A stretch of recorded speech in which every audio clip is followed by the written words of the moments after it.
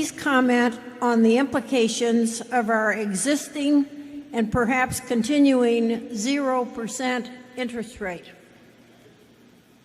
Well, it's very tough for anybody who's got their investment in short-term money. If you're getting 0.1% on some money market fund currently, that if you'd started doing that when Columbus landed and didn't pay any taxes, you'd have almost doubled your money by now. It's really, I mean, people talk about easy money policies, but it isn't so easy on the people who've got the money. It won't go on forever, but it may seem like forever to people that are on fixed income. I'm very sympathetic with them that, basically many of them became fearful when the world looks like it was collapsing in late 2008, and the price they pay is really, I know some people like that it's terrible in terms of returns, and their purchasing power will be eaten away. But this will end at some point. I don't know how it will end, but I would not like to be chairman of the Fed or Secretary of the Treasury. Nobody's ever asked me, but maybe that's why I say I wouldn't want to do it. But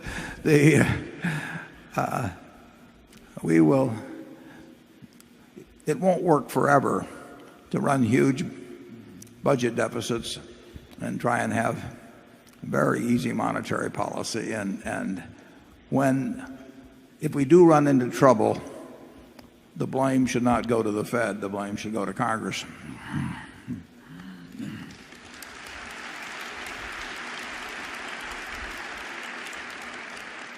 In some sense, the reality of our situation is almost amusingly depressing. Stocks are up because the return from loaning your money out at interest in a safe way is so lousy. And of course, one answer is that can't last, in which case stocks won't be as pronounced a value, relatively speaking. And of course, if it does last, as it has in Japan, we won't like that either, because it will mean we're mired in some horrible stagnation. This is a very cheery message. The pressure that is exerted by extremely low interest rates, short-term rates, on the value of everything else it's hard to overestimate that. I mean, the reason people have their money out at 0.1% is that they're afraid of everything else. But as their being afraid of everything else abates, as it has over the last couple of years, the pressure to push stock prices up, push real estate prices back up, it's enormous.